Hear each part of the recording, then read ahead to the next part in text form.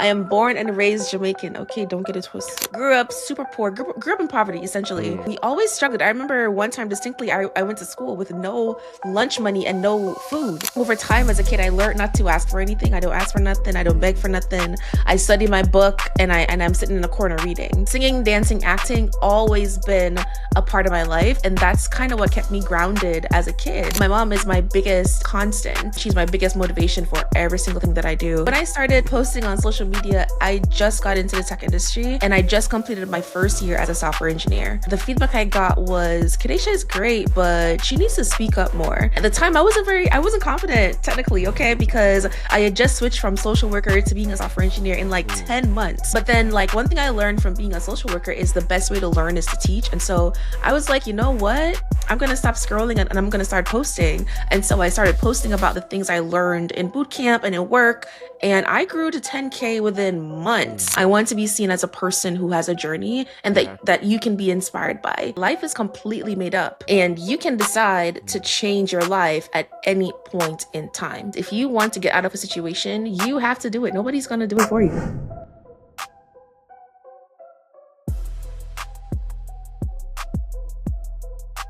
And we are live with another episode. I'm with my Jamaican sister, Kedasha. What's up, sis? Oh, let me do this. Wagwan. Wagwan. Wagwan. What's good? How are you? I'm good. Medea. Yeah.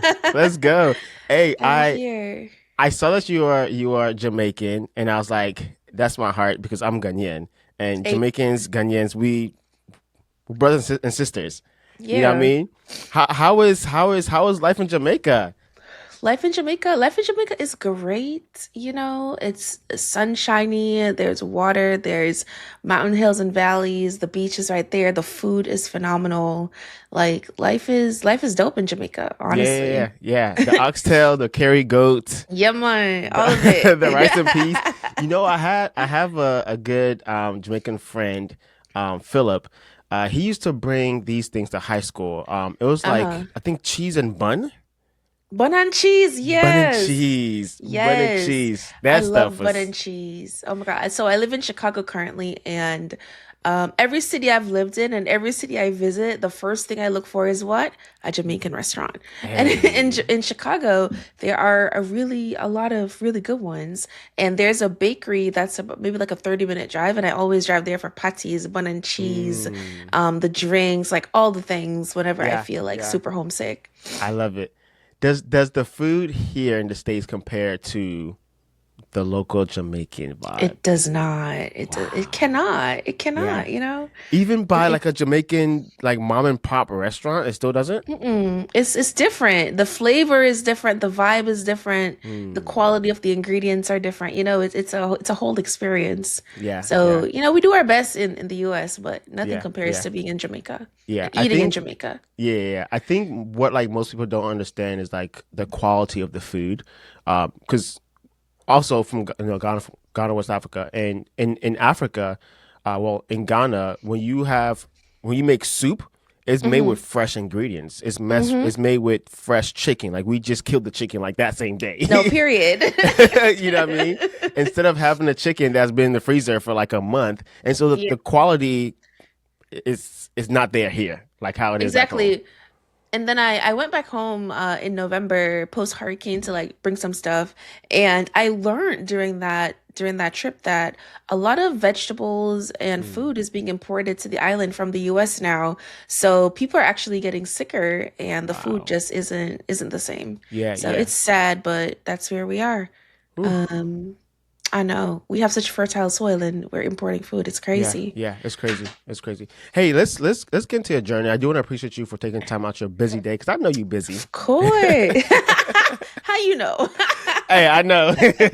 I see the way you're moving. Let's do this, man. I had a opening, but then this morning I jumped on Instagram and I saw what you posted on Instagram today, and I was like, bump my opening. We're gonna go like with this, you know. And you've overcome a lot. Yes. You've overcome a lot. Like yes. your dad passed away when I believe you were 2 years old. Mm-hmm. Sorry about that. Mother is a queen, Single mom. single mom, killing it. You've been homeless before. Oh, Yeah, God. you and you're here. If y'all know Kedasha, you're probably like, wait, you probably didn't know this, but yeah. Um, let's talk about it. Let's do it. Let's talk about it. Let's talk about your I mean, childhood. childhood. Oh God.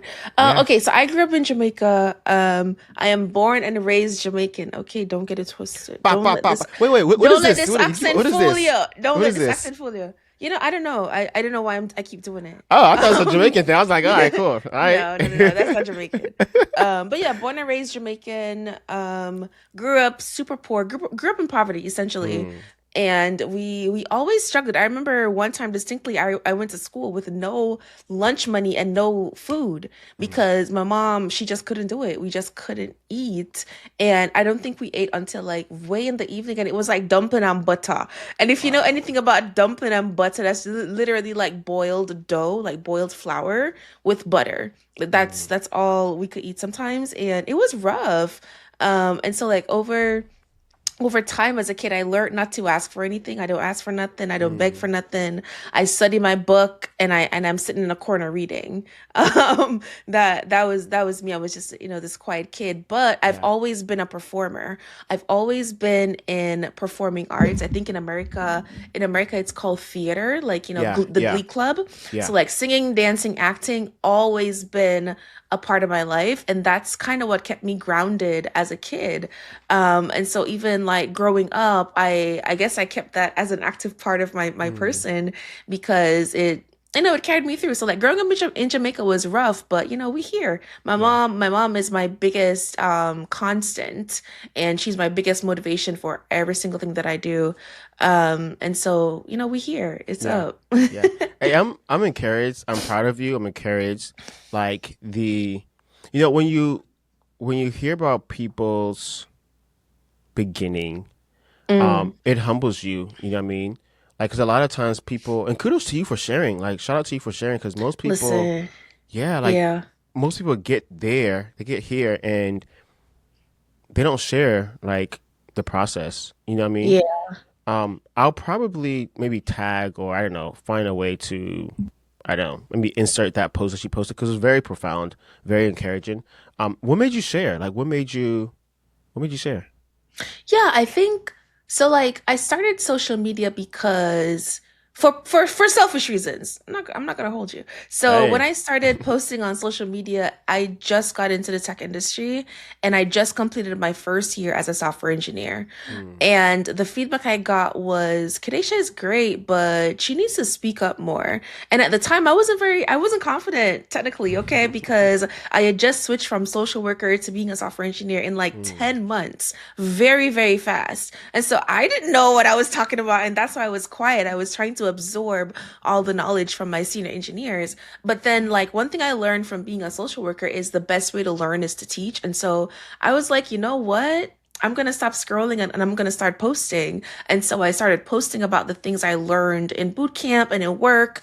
And I grew to 10K within mm, months, I remember in 2021, because the story resonated. And so I kind of always leveraged social media and my experience to land jobs. And so when I leverage my engineering experience and my social media community growth, I used that to kind of like land my role at GitHub. I mean, of course, I had to go through the interview process and all that stuff, but it was an integral part yeah. of getting my role at GitHub. And so when I got to GitHub, I kind of just stopped posting because I had to figure out work. And Mm, now, like, almost 4 years later, I'm coming back on social media and I'm just like, I need to reintroduce myself and my full journey and the full scope and breadth mm, of all the work I've been doing over the past, what, like 7 years now. And so that's kind of why I shared it, because wow. I want to not just like be seen as an educator. Mm, I want to be seen as a person who has a journey and that yeah. that you can be inspired by, Yeah. because I really can't believe I'm here. I'm sitting here with this fancy mic in this office in my Yeah. house. Yeah. Yeah. um, Talking to you about the journey. But yeah, Yeah. that's why I shared it, because I wanted to really get vulnerable and connect with folks. No, it's amazing. So let's talk a bit about schooling in Jamaica. You were focused like the whole way. Yeah. Honestly, school was good. Hmm. Like school was I liked school. I've always been good at school. Yeah. Not the best at school. Like I'm a B student. I've always like, That's still good. gotten by. B is I still mean, good. B's get degrees. You know what I'm They saying? B's get degrees. I like that. I didn't make it up. But yeah, I've always liked school. School was kind of like the way that I went through life. Hmm. And the reason I was so focused was not because of me, but because of my mom. My mom really instilled in me this spirit of resilience, the spirit of Hmm. figure it out, the spirit of go take up your book. That's something that Jamaican moms always say, like, go read a book. Like, you're not gonna be going Yeah. out there getting in trouble. And she always made sure that we lived in like safe areas. So Hmm. in Jamaica, like some of the areas can be a little rough, but my mom always makes sure that we lived in like in I guess in America you call it the suburbs. So like I grew up in the suburbs. I'm a suburbs girl. So like I've always been focused because of her Yeah. and also because of how hard she worked and how she lifted herself up over the years. Like she was able to get her college degree in 2018. When I was going through the pictures, Wow. I saw her I saw her graduation picture and I'm just like, oh my God, like we both kind of just grew up together, but she really is the one who instilled the spirit of like figure it out, Hmm. and focus and Yeah. drive. Yeah. Yo, that's dope. Like, were there any kind of butting heads within your mom? Like, she was like, "Yo, go. I'm gonna try this Jamaican accent. Go pick up your book." Is that? Am I close at least? No. I'm sorry, you butchered it. Like, go pick up your book. Um, were there any kind of like classes? Like, hey, nah, mom, I'm trying to go play, or I'm trying to go do this with my friends, or were you like, No. wow? I'm not even gonna hold you. I was a goody two shoe. Mm, Goody two shoe. I was a quiet kid. I didn't really give a lot of problems. I think yeah. it's when I got to high school and I started having friends and I started to see like people having things that I didn't have. And that Mm, was very confusing to me. That was very confusing to me. I was like, how are you able to have like mm, socks? I remember socks specifically, something as wow. simple as socks. There were these really cute socks that I really liked. I'm just like, how are you able to have that socks? Like I never even seen that before. Like, where did that Mm, come from? And then I learned that, she was able to go to America because her parents sent her. And I'm just like, how are you able to do all that stuff? Because mm, I don't do nothing. I go to school, I go home, I go to church, I go yeah. home. You know what I mean? And so I remember just being very confused about that. But, it is what it is. Wow. They say that when you're poor, if you don't have something, or like if all you know is this bubble here, that's all you Mm-hmm. know. And so when you Mm-hmm. see somebody with it, it's like it can be a bit confusing, but it's kind of like, Mm-hmm. well, my area, my bubble is all I know. So Yeah.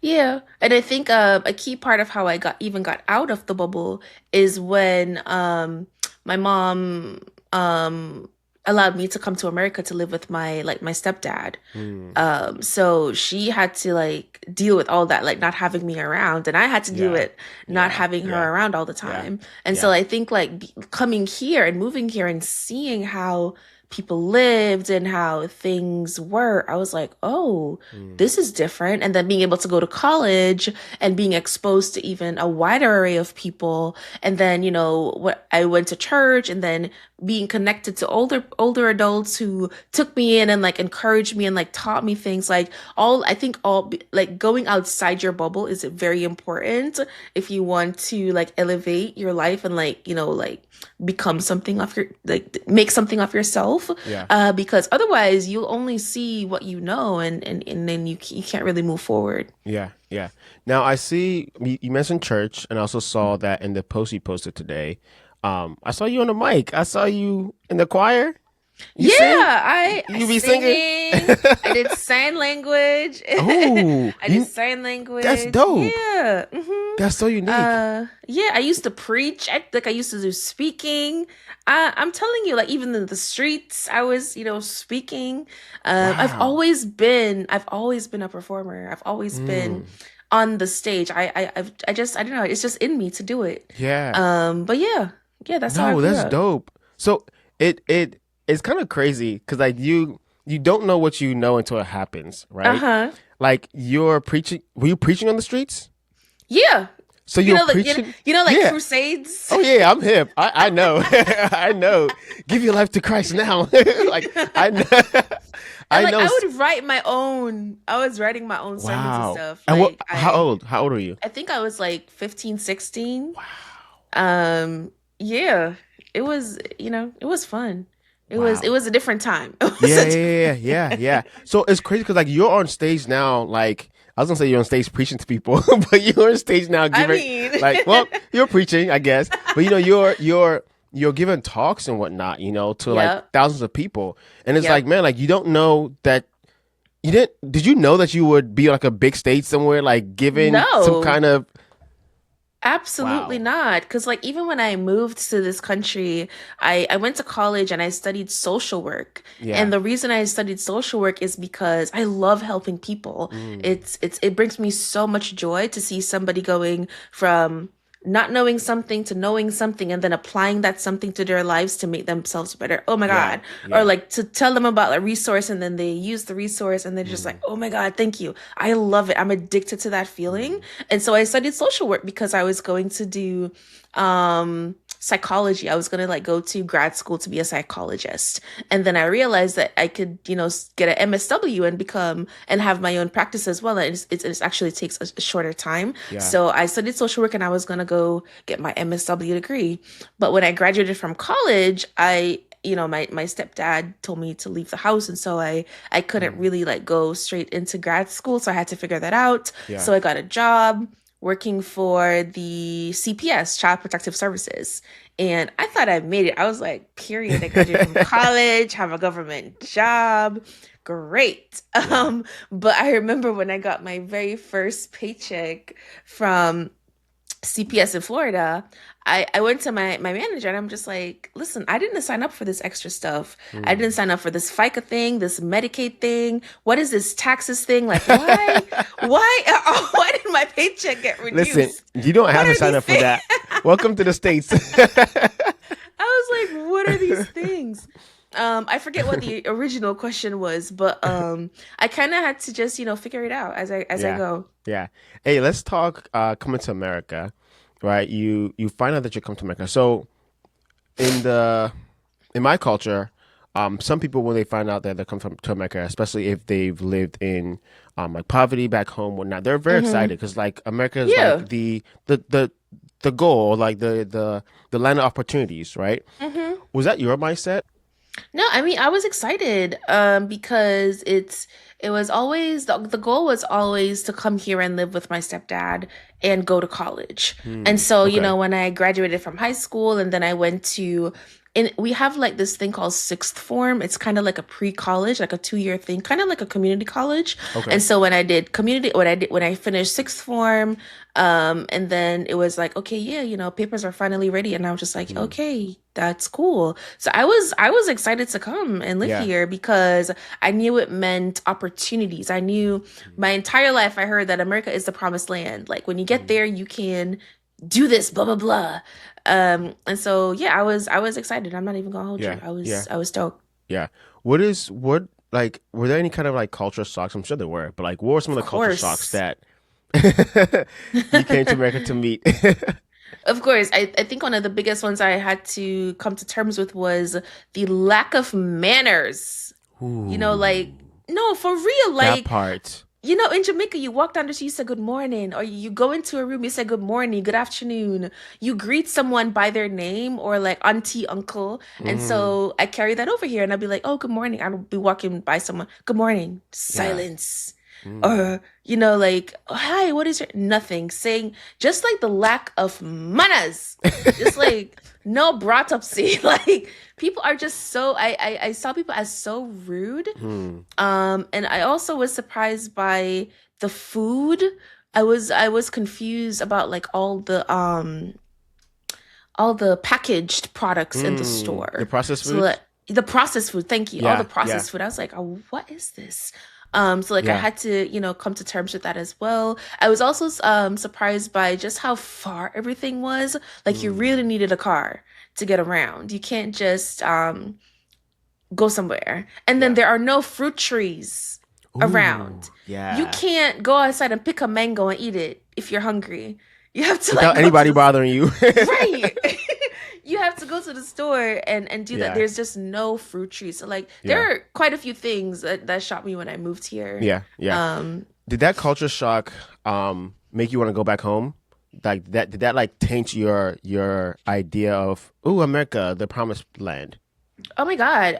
It was really difficult. Like the first 3 to 6 months I was here, I was very depressed. Mm. Um, and like I regressed into like just like issues that I've had when I was growing up, and it was very, very difficult. Yeah. And Yeah. thankfully, I was in college, and I had access to like therapy services through school, so I was able to go and see a therapist for the first time in my life. Mm. Um, I was able to go and like talk to somebody about what I was feeling because I'm not very good at like stating the feelings. Um, and so that helped me. That helped me a lot. But no, it was definitely a really hard adjustment because when I moved here with my younger brother on my stepdad's side. And Mm. so we had to figure it out on our own. Like we had to figure out everything on our own. Like I distinctly remember him bringing us to Metro PCS. Hey. And and he got us a phone, like he got us a cell phone, and he said, that's it. Like you gotta pay for it yourself. And we were both like, what? Like, what is that? Mm. How do we get jobs? Like, what does that mean? So like we had to figure out every single thing for ourselves. It Yeah. was it Yeah. was it was a transition. Wow. It was a transition. Let's talk college in America. I know we talk about culture shock. People don't respect all that stuff, food and everything. College is a different ballgame. How? Oh yeah? What was your expectation or your idea of college in the States, and what was your experience? Yeah, I didn't know what to expect. And I found it great. I found it easy. I Dope. I got into a what is it called? Phi Beta Kappa or something. What is that Oh, called? okay, fraternity. Oh, Yeah, sorority. like a academic sorority type thing. And so I got scholarships. I got all the things. I found college very easy, and I was surprised. I was just like, oh, Nice. this is it. Oh, so you smart. You smart, smart. I mean, I wouldn't say smart, smart, but like in Jamaica, school is hard. Like Yeah, yeah. we really focus on critical thinking and understanding what you're learning. We're not focused so much on test scores Mm. because I think the thinking, at least when I was growing up, is that if you understand the material, you'll be able to score properly and pass the exams. And so when I moved to here and got to college, I was like, oh, I was doing this in high school. I was doing Mm. this in XYZ. So I was able to breeze through it. Like schools, Wow. it wasn't an issue, you know what I'm saying? No, I love And it. then I learned about the scholarships and FAFSA, and I was able to, like I figured it out. I was able to Hmm. pay for school. It wasn't until after I graduated, and then it was during the 2018 time when I was trying to figure out how am I going to make this money? How am I going to increase my salary? Yeah. That I went back to grad school and I tried doing like a master's in accounting, and then I also tried to do like a master's in public administration Yeah. Yeah. because I told myself, you know what, I'm gonna be a mayor. um, it wasn't until then that I got student loans. Mm. But I graduated college without any loans whatsoever Wow. because I was able to get scholarships and stuff. So Yeah. I actually found college pretty easy. I didn't have an issue with it. And my favorite course was, of course, psychology because I was starting to understand myself, understand Yeah. my Yeah. mom, understand my upbringing. It was great. I'm not Nah. even gonna lie. It I was love great. it. I love it. I love it. Yeah, one thing about me, I'm very good at having tunnel vision. And so because in college my goal was to become a social worker, get a job, move out the house.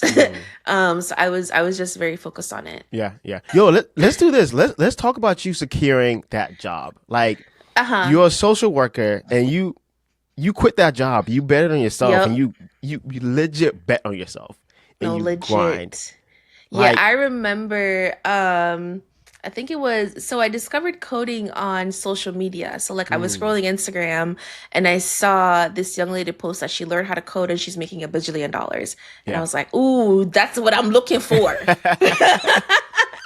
I was like, "What is this code and how can I also make $1 bajillion?" Yeah. And I read her blog post. I've actually found her while looking for pictures, and I found the exact message I sent her. It Mm, was December 2018. 18, I sent her a message like, "Whoa, I'm gonna go ahead and read your blog post." And then I followed up with her like 2 years later, and I told her like, "I'm now a software engineer.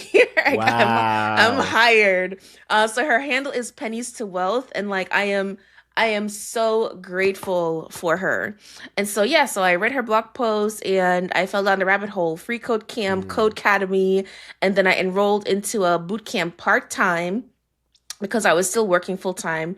And by this time I was working in the government as like a fiscal assistant. Don't ask me mm. how I got into fiscal assistant.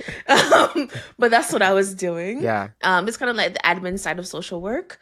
But I was still making like, well, like hardly any money.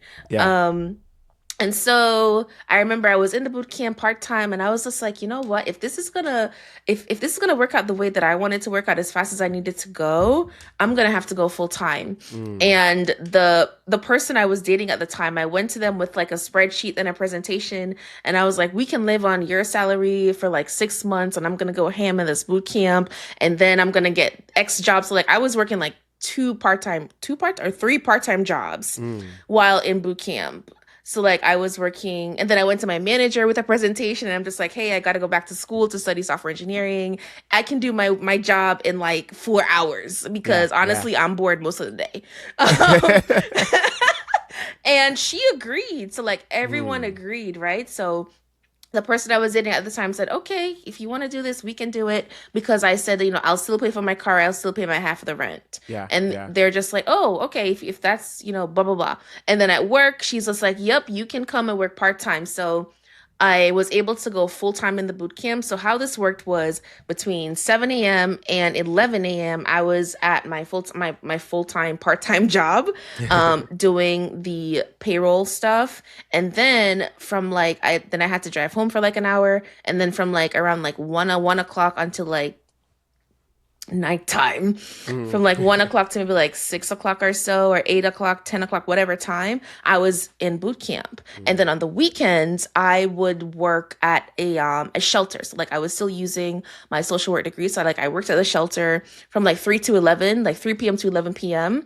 And because of the nature of the job at the shelter, thankfully I was able to study as well on the computer. And then I also did Shipt shopping, if you remember Shipt. Wow. Shipt, it's kind of like Instacart, Yeah. grocery Yeah. delivery. Period. I was doing grocery delivery. Listen, whatever I needed to do, I had a whole spreadsheet with a plan. Mm. I'm just like, okay, I need to do X hours. So like I was hustling Mm. while studying. And then after the boot camp, during the boot camp, actually, I was like, okay, I know everything I need to know that I see on these job posts. I'm gonna build a project. And so I built a finance app. And then I got a scholarship to go to the Grace Hopper conference, and I lived in that hall. Let me tell you, Mm. I didn't even know that conferences could be fun because I was Mm. only in the job fair, and I got a job because the company that I stopped at, Northwestern Mutual, I've never heard of them. I've never heard of them, and they're like this quiet, Mm. multi-billion-dollar Mm. insurance company. Wow. And I spoke to the hiring manager, the director of engineering, specifically, and I showed her my project, and she's just like, "Whoa, this is exactly what we're working on." Mm. And we talked and talked and talked, and she hired me on the spot. I bawled. Wow. I literally went Wow. to my car and I wept. I was like, Mm. "Oh my God." Because it was like 80,000 base, 10K relocation bonus, Mm. all this stuff, all this stuff, all this stuff, and you Mm. have to move to Milwaukee. And I remember going Oh. back to her the next day, and I'm just like, "What is a Milwaukee and where is it?" Not What what is is a this? Milwaukee. What is Wisconsin? Where is Yeah. that? Yeah. Yeah. But yeah, it was literally a hustle. Like Wow. sometimes I sit today and I'm like, "Ooh, I wish I could go back into that hustle mindset that I had." Mm. But like I don't need to do that anymore Yeah. because it was survival. I was trying to survive Yeah. Yeah. and, really really get into it. So it Yeah. was not easy. Yeah. Absolutely not. Would I do it again? Absolutely I would. Mm. But yeah, it was a hustle, definitely. I always tell people that humans are so powerful, and we Mm-hmm. don't know how powerful we are. We don't know how long we can run until we have to run. You know what I mean? Mm-hmm. Like for me, my my biggest thing has been like my family. You know what I mean? I got Yeah. married when I was very young. We had a lot of odds against us because of a lot of things that was going on at the Yeah. time.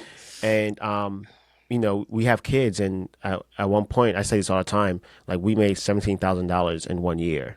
Mm, You know what I mean? And so mm. you can imagine, you can't. How do you eat off of that with You can't kids? How figure it out. how do you figure it out? How do you buy clothes off of that? How do you buy I gas? know. How do you pay for your rent? I How do you know. pay for your phone bill? You know what I mean? And these are things that are like necessity. These are not things that is like, hey, I'm about to go buy me a Gucci bag. Like, no, how do Hmm. I put food on my table for my kids? Basic stuff. How do I keep the heat on because it is 10 degrees outside? You know what I mean? And I realized that like, man, like my back was against the wall, so I had to push. Like it's like I had to win. Literally. I had to get somewhere. You know what I mean? And I always say that like we are not. Life is a journey. We're not where we want to get to right now because we're still Hmm. moving. We're still growing, right?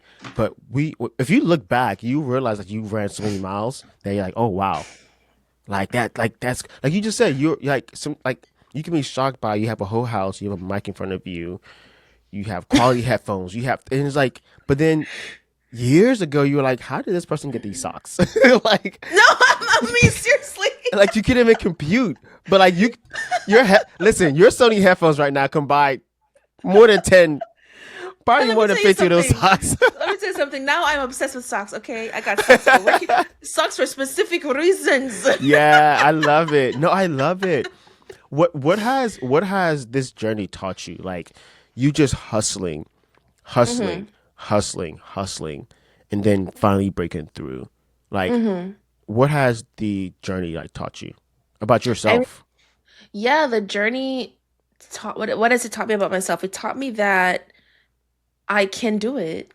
Mm. It taught me that my mom was right. Because she never told me you have to be doctor, you have to be engineer, you have to be lawyer. She just said whatever you do, do your best at it. Mm. And something else she told me was like, Kitty, you have high taste, like you like nice things. So either you're gonna have to marry a rich man or you're gonna have to become, self-sustaining, Mm. and do well for yourself. So all that taught me that I can do it. Yeah, yeah, Literally. yeah, If somebody else has done something and I want to get where they are, I can do it. yeah, It just yeah. requires work, hustle, and strategy. Um, for sure. It also taught me that once you accomplish your goal, you don't have to live in survival mode. Mm. And you have to go to therapy to figure out how to get out of that survival mode. Yeah. Because I remember when I landed at Northwestern Mutual, moved everything, I started to work, I was like, oh wow. When I got my first paycheck, let me tell you something. Let me tell you something. I was like, people make this much Yeah, in yeah, 2 weeks. It was yeah. up, but it wasn't because I had debts, right? I had to pay off my Mm. credit cards. I had to get to zero, Yeah, right? yeah, yeah. So I realized quickly, oh, I need to make more. So the Mm. hustle wasn't done, Yeah. right? So I was in therapy trying to overcome the struggle, the survival mindset, but also I was still, trying to figure out, okay, how am I going to get promoted? Mm. Figured it out within like a year and a half. I was promoted to like mid-level, and then I got there and I was just like, ooh, this is fine, but I need to do something else. Like I don't really like being a straight software engineer. Yeah. And that's kind of how I created content, got into developer relations. But I remember specifically when I got to GitHub, I was like, girl, you did it in Mm. 2 years. Yeah. um in 2 years, I went from 28,000 to $135,000 Mm. in my first role as a developer advocate. Um, and then when I went to GitHub 6 months later, it was even more than that. And I Yeah. was like, oh my God. And so this entire experience also taught me that life is completely made up Mm. and you can decide to Mm. change your life at any point in time, literally. And I don't say that like it's easy. I say that as someone who knows how difficult it is. But you can literally change your life at any point in time. And one of the shows I watched, it's a little woo-woo, but one of the things I watched in 2018 was a show called The Secret. Mm. And people were talking about like manifestation and meditating and really believing in the power of the universe, in the power of like the spoken word. And I know, like, growing up, the Bible talks about like there's life and death in the power of the tongue. And it's really true. Like, you have to speak life over yourself, because if you want to get out of a situation, you have to do it. Nobody's going to do it for you. Struggle bus. I'm soaking that in. Struggle bus. Yeah, I'm soaking that in. Do you think that if you didn't come from humble beginnings, you'd be where you are now? I can't even answer that question because I don't know. Yeah. Because I think it is my humble beginnings that put that drive inside of me, right?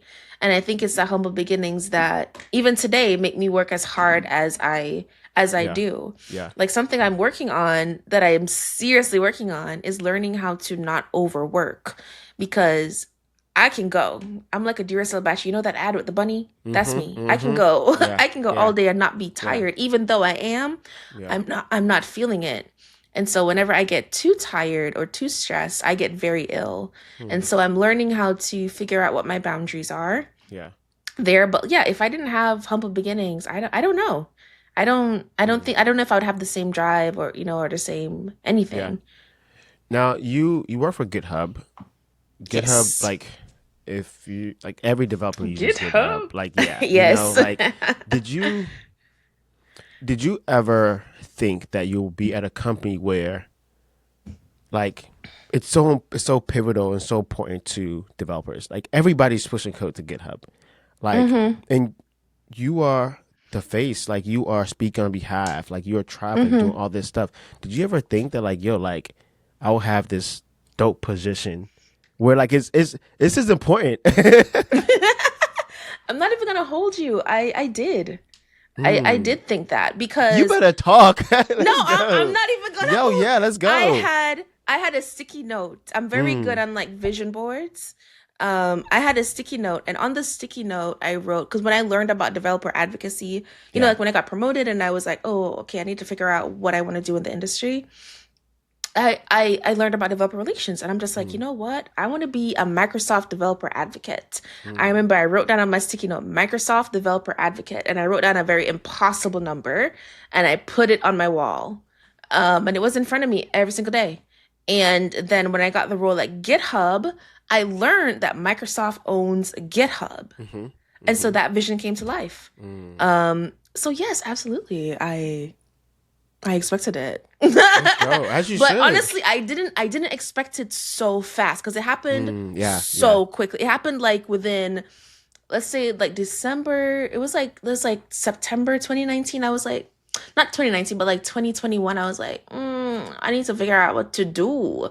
September, October, November, December, January, February, March. I don't know. It happened within months, because I started GitHub like by June 2022. I was working at GitHub. Yeah. So in less than a year, that Microsoft developer advocate came true. Yeah. Yeah. Yeah. Um, so like, I didn't know that I would have the impact that I do at GitHub and like externally.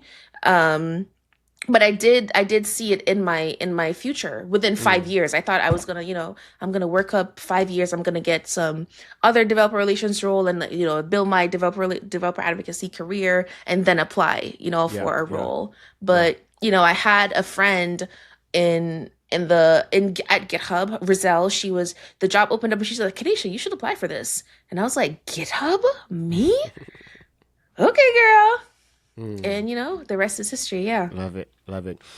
How is life working at GitHub? Incredible. If you're thinking about coming to GitHub, come. It's so fun. It's a lot of work. Don't get it twisted. It's a lot of work, especially now in the AI era.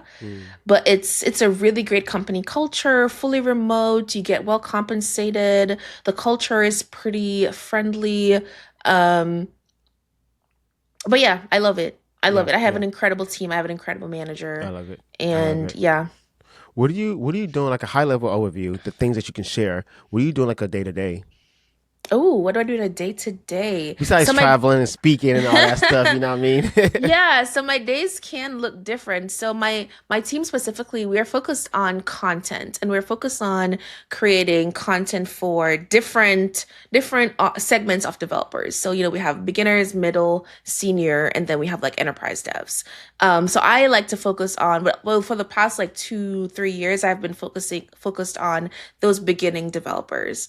So my day can look very different. So my day can look like writing a technical blog post Mm, about something that I learned that I think is, oh my God, you have to see this. It can look like recording a technical demo. So if we have a product launch, they'll typically come to the team and say, hey, da da da. And so then we record a demo that is used in keynotes, on stage, like on CEOs, like their sites, on our YouTube page, everywhere. So we could be recording a demo. I could be planning out some sort of a content strategy to reach developers for XYZ. I could be doing TikToks. I could be, updating some sort of documentation. I could be recording a show that we have called The Download, which is our biweekly series where we share dev news. I could be recording the GitHub podcast, which is where we just talk about all things tech and we interview folks. I could be doing a live stream because I do live streams on like Twitch, LinkedIn, like building applications or building anything using, like GitHub Copilot, GitHub CLI, all that stuff. I could be doing a plethora of things. Like I remember one day I filmed my day because it was just so packed. I mm, haven't edited the video. I probably should. And literally in the morning, I woke up at like 6 a.m. I went to a conference because I had booth duty. So I went to the conference. I talked to a bunch of people. Then I drove home, and then I had to go live. I had a stream to do on camera. So I did mm, the stream, and then the same day I had to do a recording of the show, the download, the developer news mm. show to like get that footage over. And then of course in between times, you have your admin work, you have your blog reviews, you have all these things to do. Yeah, So the day looks different. It definitely keeps my the way my brain works, it definitely keeps it occupied. yeah, I don't have yeah. time to be bored. No, I What love creates it. the time? I love it. Creates the time. Yeah, yeah. Hey, a couple questions and I'll let you go. What's your thoughts on AI? I know your thoughts on it, but what's your thought? Because developers, techies are so divided Yeah. over this topic. What's my thoughts on AI? My thoughts on AI. Let's talk. I Let's talk. think, Let's talk specifically vibe coding. oh, specifically vibe coding. I love vibe coding.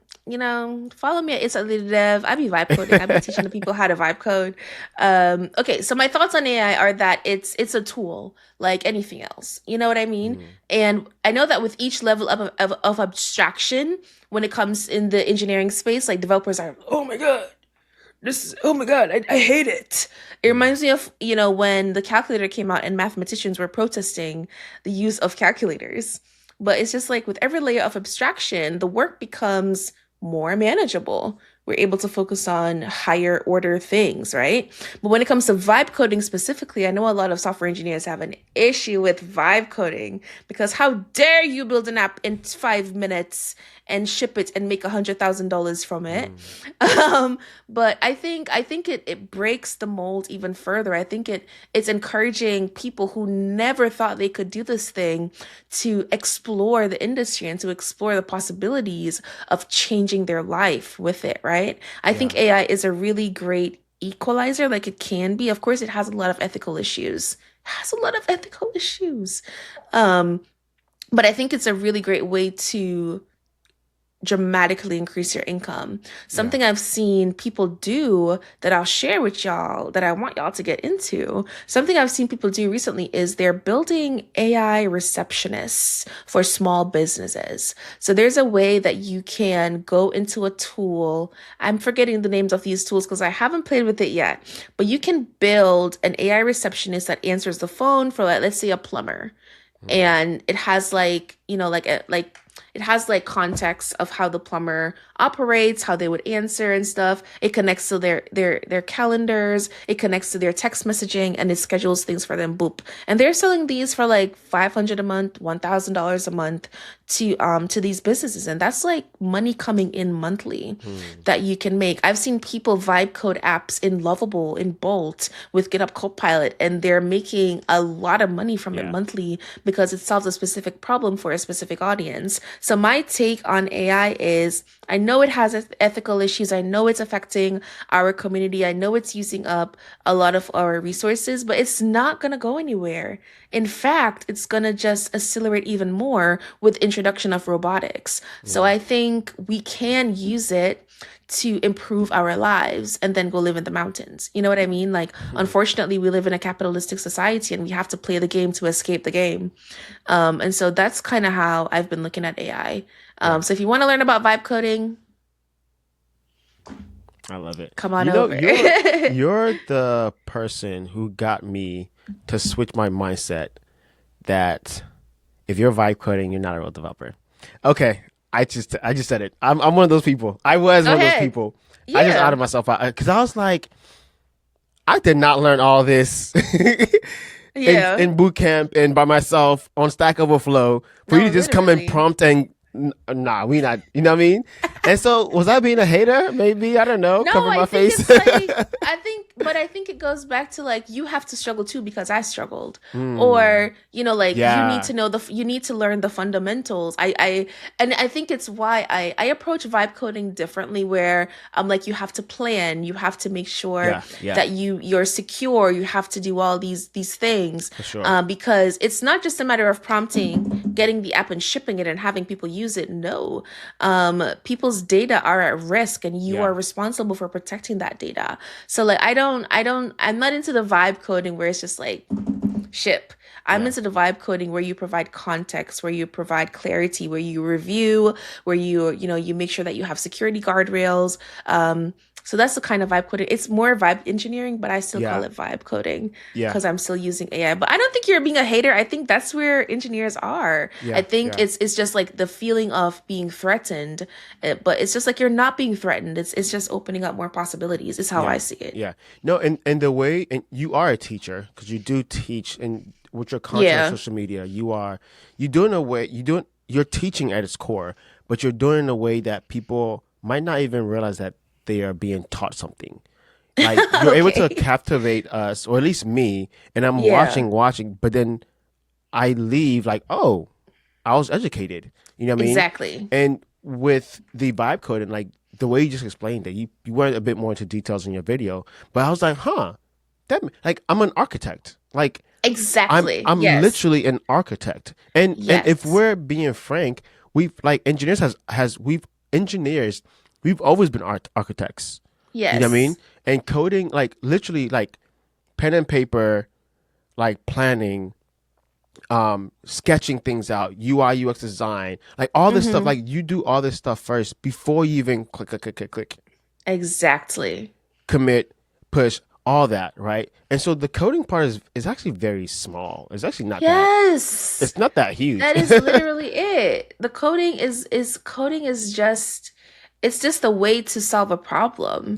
But in order to get to the coding, you have to plan. You have to figure out, okay, what does the flow look like? You know, you have to ask questions. You have to do validation to see, is this even needed? Like, and then you code, and then it's done. And then you have to make sure it's secure. You have to make sure you set up CIC. Like, you have to, coding is a very small part of a product. It's true. Yeah. Hey, I'm about to change my handle and say vibe. I'm a vibe coder now. Vibe coder. Hey.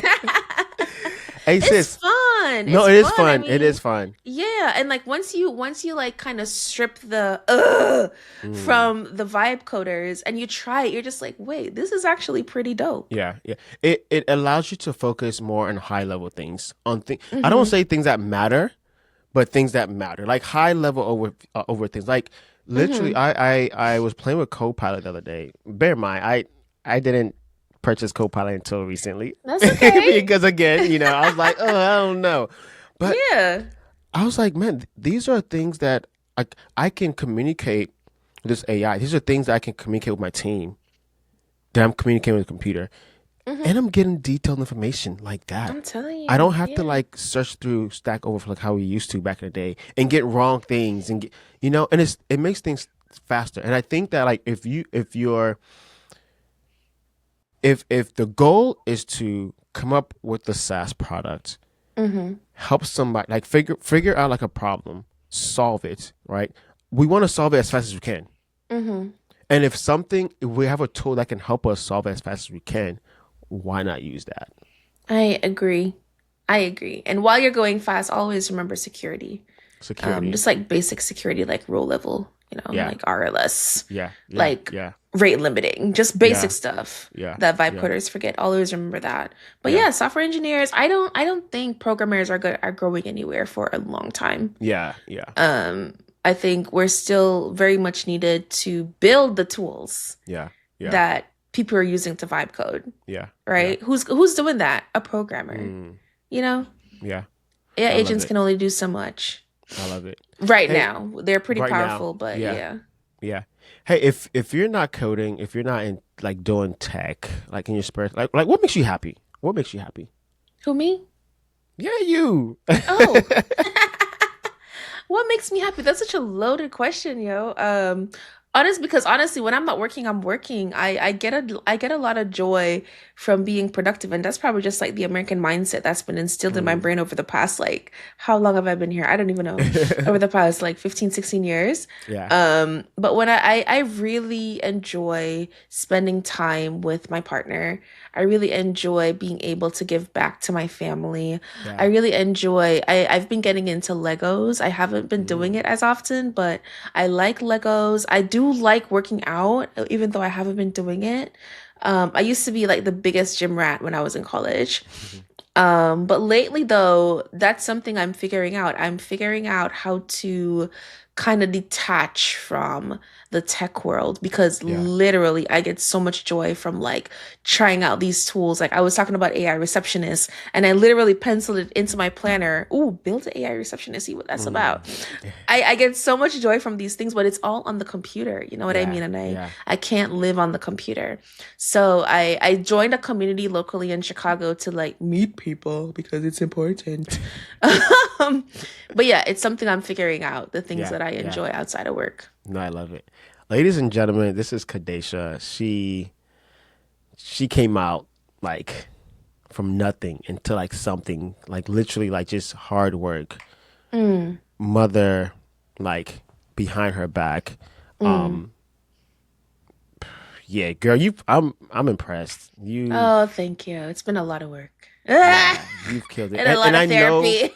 yeah, and I know that like this is just the beginning, yo. Like you haven't even scratched the Mhm. surface yet. Like cuz you're young. You're young, Yeah, yo. You're young, yeah. and when we had the prep call, I could see the fire in your eyes. I could still see that, like, yeah, we made it, but like, nah, Hmm. there's still a ways to Yeah, go. let's go. Let's go. Hey, I'll Let's see you at the go. top. Like we're climbing to the top. Let's keep on climbing, Let's yo. go. Let's Like go. this year specifically, I'm really focused on work, of course. I love my job. Yeah. But now I know how to do my job well, right? Mm, So I don't need to put as much effort into it. So I'm really focused on building my community, that lady dev, on all over the place and then eventually launching a community to teach people how to properly vibe code. So be on the lookout for something. I'm excited. I'm excited. Let's go. Let's It's go. up. Yeah, it's up. Hey, where can people find you, contact you, communicate with you, all that stuff? Yes, so you can find me on Instagram and LinkedIn at It's That Lady Dev. LinkedIn, I'm at, Kedasha Kerr. I'm on TikTok. I'm on, TikTok is questionable, but I'm still there. I'm all Yeah. over the internet at It's That Lady Dev. And if you ever want to reach out to me for business opportunities, Let's hire you, go. girl. You can always email me. My email is in my bio on Insta. And go to my website, It's That Lady Dev. Let's go. Ladies and gentlemen, we are out. Hey.